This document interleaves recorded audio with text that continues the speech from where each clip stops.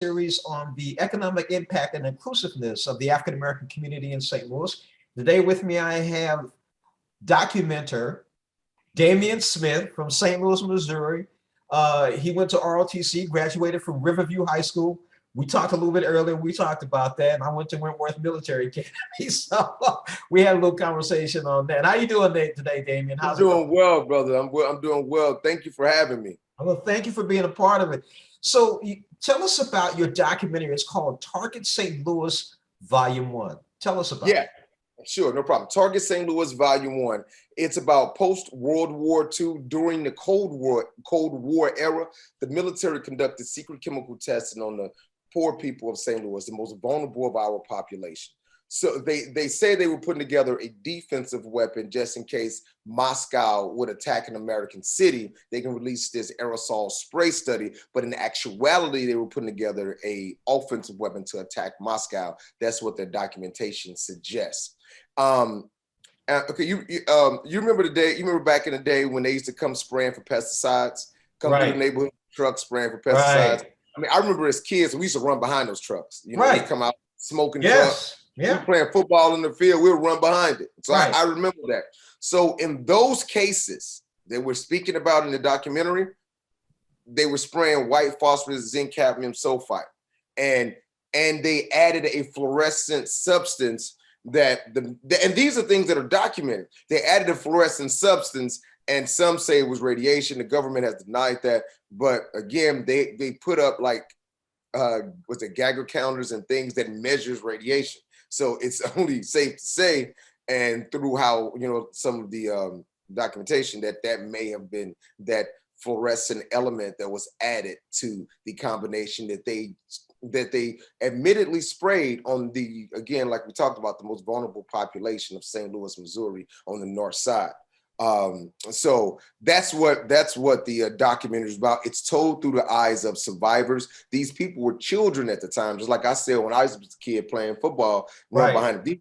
These people were children at the time of these experiments was happening and these tests were happening, and they're now telling their story through our documentary, Target St. Louis Volume 1. So so that's what the documentary is about, and we unveil a lot of facts. We put together hopefully an engaging and entertaining as well, informative, engaging, and entertaining documentary, Target St. Louis Volume 1, that we want to present to the people of St. Louis, and I can't wait, being a native and all. Speaking of that, when you got a chance to interview some of these people, what were some of the health issues that came out of this? It is a cornucopia of health issues, because the thing about radiation is that it sits in your body. And we have a few people speaking about this more in depth on the documentary. That it sits in your body, and one right now, even then, they knew that zinc cadmium sulfide was a cancer-causing agent.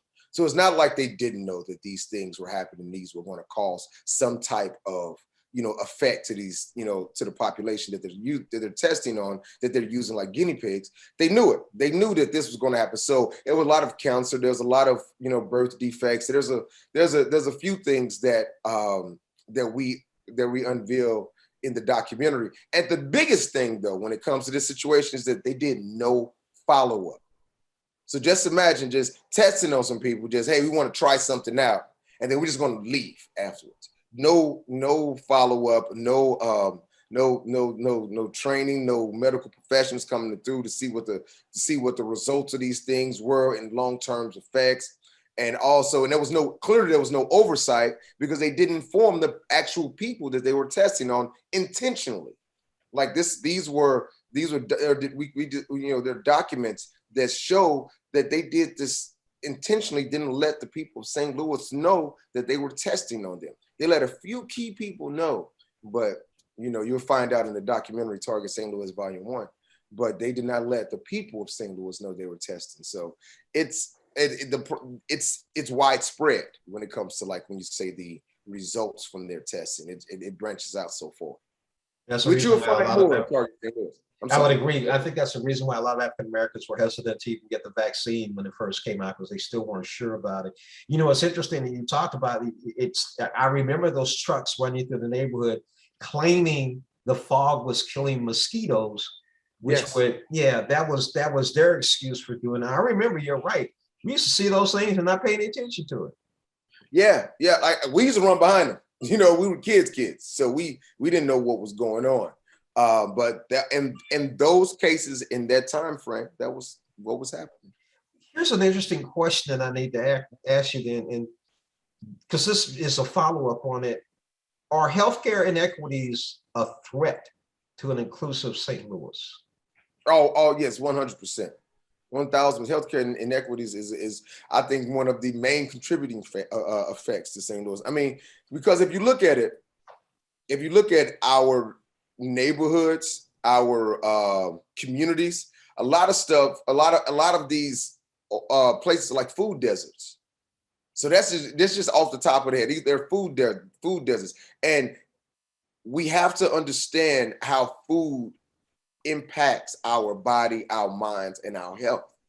So so having a food desert where there's not a lot of fresh greens, vegetables, and things like that, where you have readily access to, that's going to affect you. It's going to affect your mind. It's going to affect your body. It's going to affect your spirit and things like that. So you gotta. It's a mental component to everything. Growing up, excuse me, we're overly medicated when we go to some hospitals as well. We're overly medicated, and Black women statistically are under medicated. They can complain of pain, but when they go to some physicians, they have some level, for Black women, a higher pain threshold than other women. So it's just a whole, it's all interlaced and intertwined into something that we need to address and deal with, my brother. And so that's why we do documentaries like Target St. Louis Volume 1, to address at least one section to help bring light to this section, then more light can be brought to another section, from, just build it all together to shed light to and give voice to the voiceless. So I guess there's going to be a volume 2. Yes, it's going to, for this particular documentary, there is a volume 2, 3, and 4. But it may not be in the traditional form in which that we're used to seeing anthologies or series. This is going to be, for me, Target St. Louis Volume 1 is the first in an anthology series of films that I'm making about and in St. Louis in St. Louis. That's the point. So the first one is a documentary, and it kind of sets up how St. Louis got to be St. Louis and why we are, who we are. And then the following films will be narratives and another documentary. So we have a whole, I have a plan for St. Louis that I want to, infuse and help the film industry and the storytelling community to be highlighted and pushed to the forefront a little more than it is now in St. Louis. And this is my first iteration and installment of what I'm doing with this, because it's part of a bigger plan. That's why Volume 1 is right there.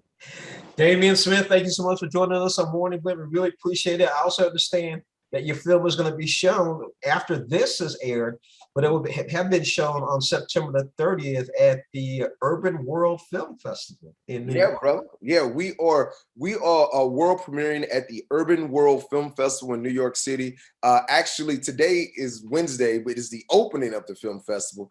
But and we screen on the 30th, which is, I believe, tomorrow. Yes. It'll be the world premiere.